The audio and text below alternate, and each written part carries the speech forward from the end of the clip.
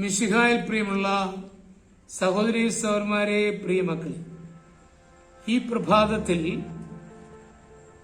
Jeremiah 34:16, The book of Jeremiah, chapter 34, verse 16. എന്നാൽ നിങ്ങൾ വീണ്ടും മനസ്സുമാറ്റി നിങ്ങൾ സ്വതന്ത്രരാക്കിയ ദാസീദാസന്മാരെ പിന്നെയും അടിമകളാക്കിക്കൊണ്ട് എന്റെ നാമത്തിന് കളങ്കം വരുത്തി.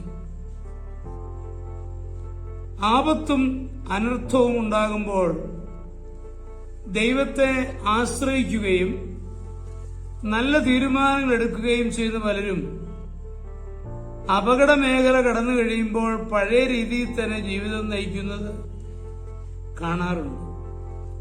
ഒരുതരം കബളിപ്പിക്കലാണ്.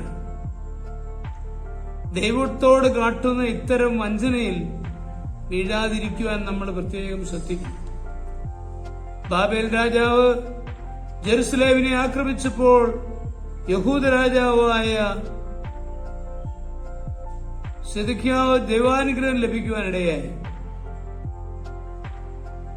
അടിമകളെയെല്ലാം സ്വതന്ത്രരാക്കി.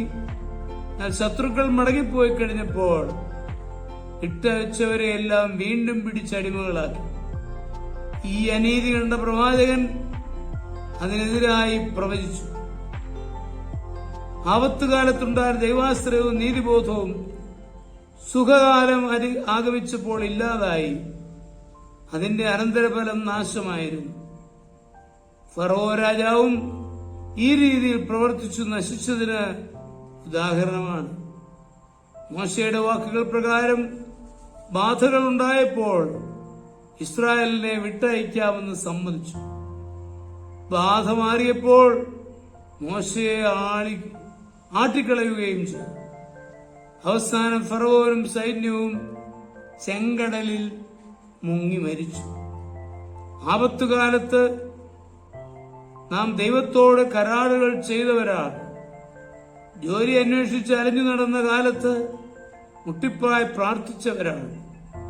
ബുദ്ധിമോശം കൊണ്ട് കഷ്ടനഷ്ടങ്ങൾ സംഭവിക്കുമെന്നും സൽപ്പേരിന് കളങ്കം പുരളുമെന്നും സംശയിച്ചപ്പോൾ ദൈവസന്നിധിയിൽ സ്വയം താണ് പ്രതിഷ്ഠിച്ചവരാണ്.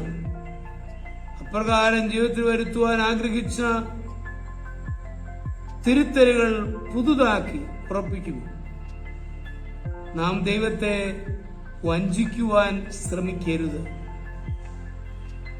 ആപത്തുകാലത്ത് ആശ്രയിച്ച ദൈവത്തെ സുഖകാലത്ത് മറന്നു പോകരുത്.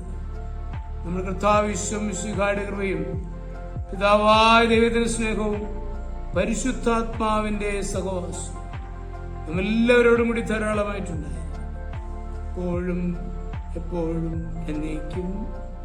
ആമേൻ.